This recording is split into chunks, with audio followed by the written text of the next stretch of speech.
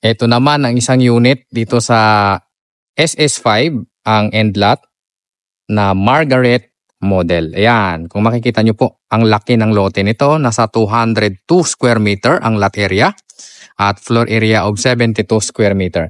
Tama po, 202 square meter ang lote nito. So kung naghanap kayo ng malalaking lote, pwedeng-pwede sa inyo to. Ipa-extend nyo na lang yung bahay kung sakali, no?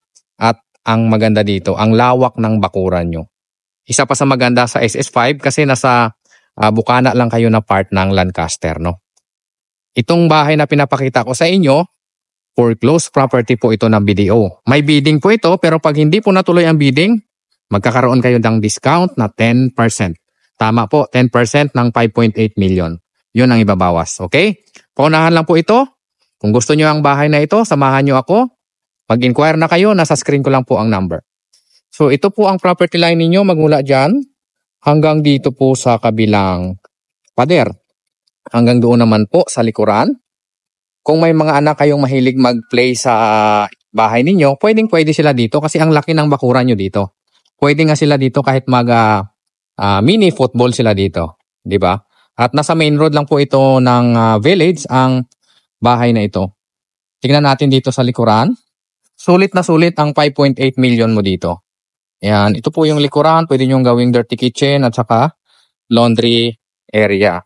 Ang unit naman ay as is, where is. Kaya paunahan lang po sa mga naghahanap ng bahay na malaki ang lote dito sa Lancaster, New City. Pagpasok natin dito sa unit ng Margaret, ito po ang itsura ng bahay. Napatiles na po ng dating owner yung sala. Yan po yung itsura niya.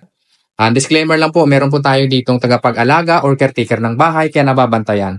Ito po ay mga 1 taon pa lang foreclosed, no? Kaya maayos pa yung bahay, okay? So, ganyan po yung itsura. Doon yung kitchen, dito po yung ating